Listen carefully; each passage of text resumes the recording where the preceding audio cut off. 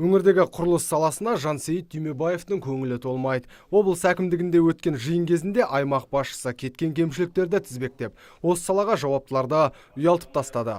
Ол жұмысына салғырт қарап, сапасыз құрылыс салғандар мен кестеден кешіккендердің суретін көрсетіп, бұған жол бергендерді сынның астына алды. Таяқ аудан әкімдеріне де тиді.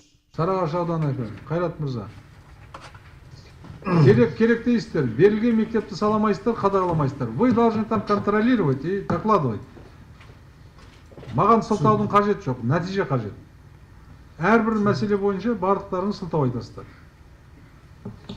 Дархан Амангелдіұлы, давайте разберитесь.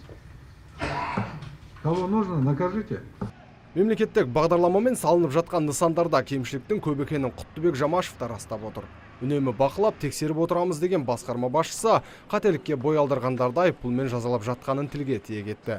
Мәселен, Ордабасы, Қазығұрт аудандарында техникалық қадағалаушы мекеме өз міндеттерін тиісті деңгейде орындай алмаған үшін айыпты болған. Сөйтіп құрылыс басқармасы тарапынан тиісті жазасын алыпты. Кінәлілердің арасында мемлекеттік қызметкерлер де бар.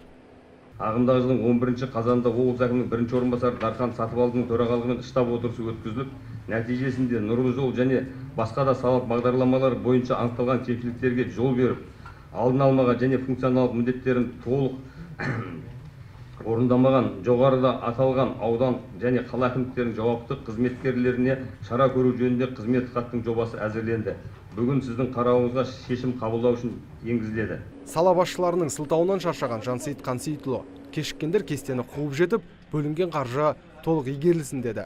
Себебі осы нысандардың пайдалануға берілуін дүйім жұрт тағатсыздана күтіп отыр. Әсіресе құрылысы тұралап қалған Қазығұрт, Ордабасы, Мақтаарал, Сарыағаш аудандарының әкімдері әрбір нысанды жеке жауапкершілігіне алатын болды.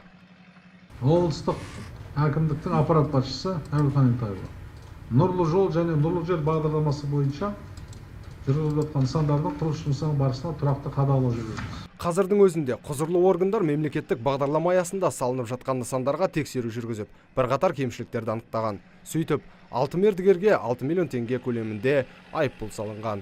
Нұрсұлтан Тұрысбеков, Антон Семенов, Абзал Тұрабеков, ТВК телеарнасының жаңалықтар қызметі.